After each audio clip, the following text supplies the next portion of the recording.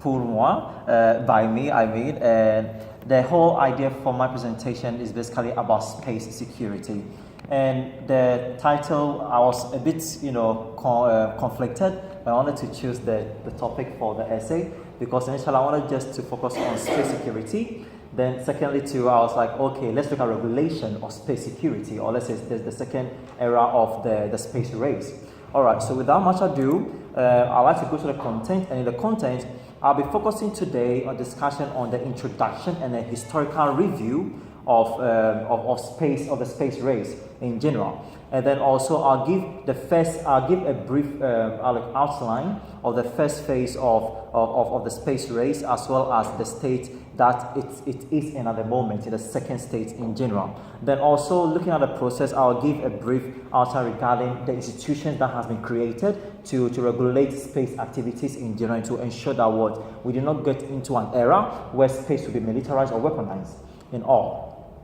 Finally, I'll be giving out some few details, that's like some policy statements in which I came up with doing the research work or the research stage regarding how we can be able to manage and also, regulate the space sector properly before we go to the discussions at the end of the day. All right, so a brief introduction here. It will be very interesting to know that humanity has always been fascinated about space and what is out there, because at night you see the way the weather is in the evening. It's dark, you get the stars, you get all the satellites up there, that's the moon I mean, and also you see the sun up there. You get wondering what is up there. Are there any living creatures over there?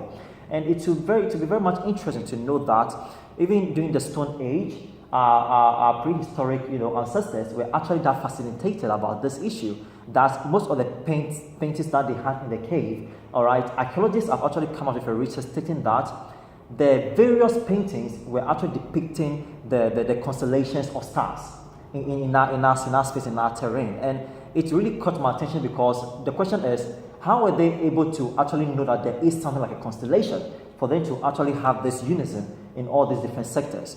And then further on, we look at the Babylonian and Egyptian and Maya era.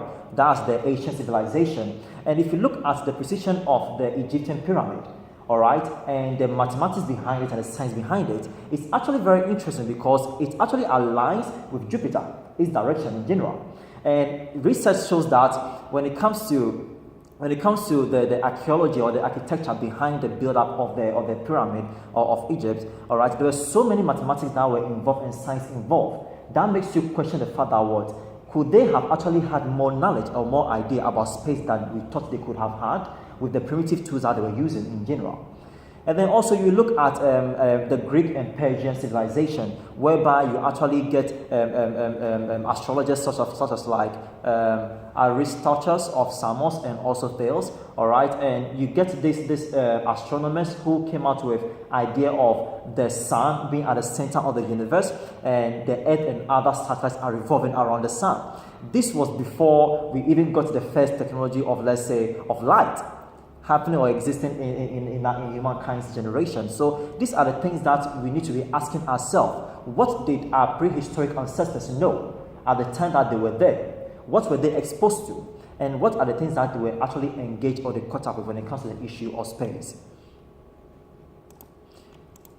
All right. So on the next one, I'd like to talk about the first phase of the space race in general. Now, as you all know, whenever we talk about the space race that began in the 90s, we always think about Neil Armstrong setting foot on the moon. But it will rather be interesting to know